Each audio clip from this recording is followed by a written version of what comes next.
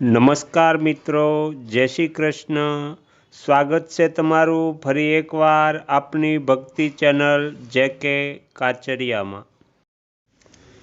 શ્રીમદ ભગવદ્ ગીતામાં 3જા અધ્યાયના 11મા શ્લોકમાં કર્તવ્ય પાલનની ભગવાને વાત કહી છે.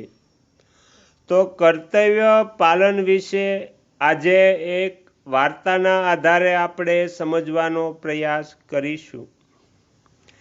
એક ગામ હતું જેમાં એક ખેડૂત રહેતો હતો.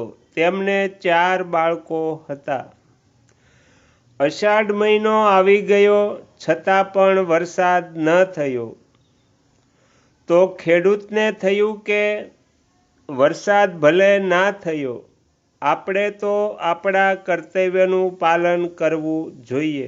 ચાલો આપણે હળ ચલાવવાનું શરૂ કરીએ. તો એમણે હળ ચલાવવાનું શરૂ કર્યું. તો એ જોઈને ખેતરમાં જે મોર હતા એમને વિચાર આવ્યો કે વરસાદ તો હજુ થયો નથી, તો આ ખેડૂત હળ શા માટે ચલાવી રહ્યા છે? પછી બધા મોર ભેગા થયા અને વિચાર કર્યો. ત્યારે ખબર પડી કે ખેડૂત પોતાના કર્તવ્યનું પાલન કરી રહ્યો છે. તો મોરે આ જોઈને વિચાર કર્યો કે આપણે પણ આપણા કર્તવ્યનું પાલન કરવું જોઈએ. તો એમણે પણ વરસાદ ન થયો હોવા છતાં પણ બોલવાનું શરૂ કરી દીધું. તો મોરોનો અવાજ સાંભળીને મેઘોએ વિચાર કર્યો કે આજે અમે ગર્જના કરી નથી. અમારી ગર્જના સાંભળ્યા વગર મોર કેવી રીતે બોલવા માંડ્યા? તો એમણે તપાસ કરી તો ખબર પડી કે વરસાદ ના થયો હોવા છતાં પણ ખેડૂત પોતાના કર્તવ્યના પાલન માટે ખેતર ખેડી રહ્યો હતો. એ જોઈને મોરને વિચાર આવ્યો કે આપણે પણ આપણા કર્તવ્યનું પાલન કરવું જોઈએ અને બોલવાનું શરૂ કરવું જોઈએ. તો આ જાણી અને મેઘને થયું કે મારે પણ મારા કર્તવ્યનું પાલન કરવું જોઈએ. કર્તવ્યના પાલનમાં હું પણ કેમ પાછળ રહી જાઉં? તો એમણે પણ ગર્જના શરૂ કરી.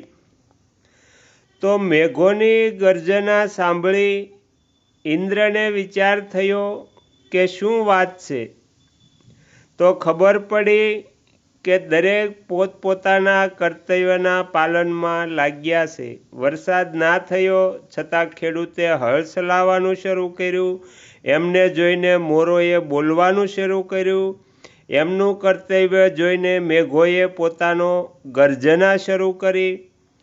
તો ઇન્દ્રને થયું કે દરેક પોતપોતાના કર્તવ્યમાં લાગી ગયા છે, તો હું પણ મારા કર્તવ્યમાં કેમ પાછળ રહું? આવો વિચાર કરી ઇન્દ્રએ મેઘોને કહ્યું કે તમે વર્ષા કરવાની શરૂઆત કરો. અને મેઘોએ વર્ષા શરૂ કરી. તો આ વાર્તા પરથી આપણને એ પ્રેરણા મળે છે કે આપણે આપણા કર્તવ્યનું પાલન સમયસર અવશ્ય કરવું જોઈએ. આગળના વિડીયો જોવા માટે આ ચેનલને આ રીતે સબસ્ક્રાઈબ કરો અને આવનારા વિડીયોનું નોટિફિકેશન મળી રહે તે માટે બેલ આઇકન પણ દબાવો.